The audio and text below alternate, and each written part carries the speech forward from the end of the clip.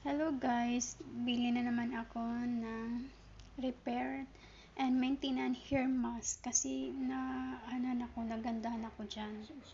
Yan, pinakita ko yan kasi marami yung laman kaya binigay ko sa kapitbahay. At saka yan, syempre, tinry ko kung gaano ba ka-legit yan. So, tinry ko. Okay naman siya gamitin. Maganda naman siya gamitin and siya sa buhok, malambot siya. So, kaya tinry ko yan guys.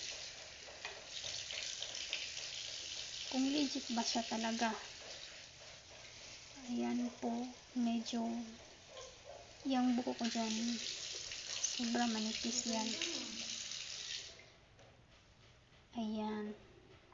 Tinry ko siya talaga. Kasi marami yung nakikita na naggagamit dyan. So, nag-decide ako na magbili. Ayan. Okay naman siya gamitin. Maganda naman siya. Malambot sa buhok.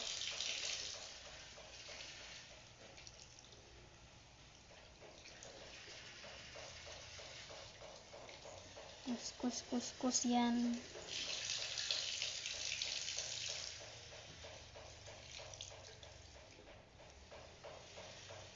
Guys, malambot siya. Okay naman siya.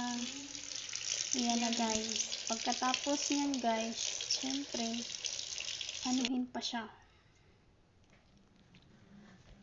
Yan. Pagkatapos niyan, nilagyan ko ulit ng, kung sabaga parang ginawa ko siyang conditioner. Conditioner naman yan talaga.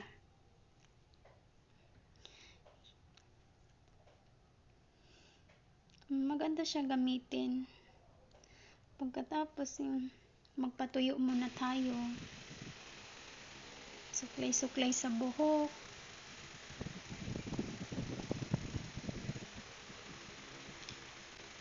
Siyempre, pagkatapos niyan, pinlansa ko para okay naman siya.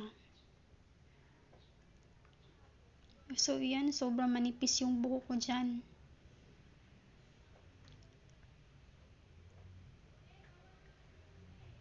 Yan.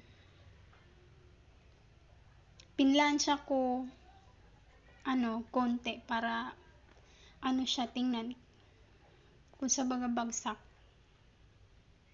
Ayan na, guys. Charan, yan. Dati, yung hindi ako nagamit ng product na yan. Yung buhok ko, ang daming yung bang nanlalagas. So, nag-decide ako magbili. Yan, ginamit ko na. Yan, guys. Mura lang yan. Ang nabili ko dyan, 129 lang at yan. Kaya check out na mga mi.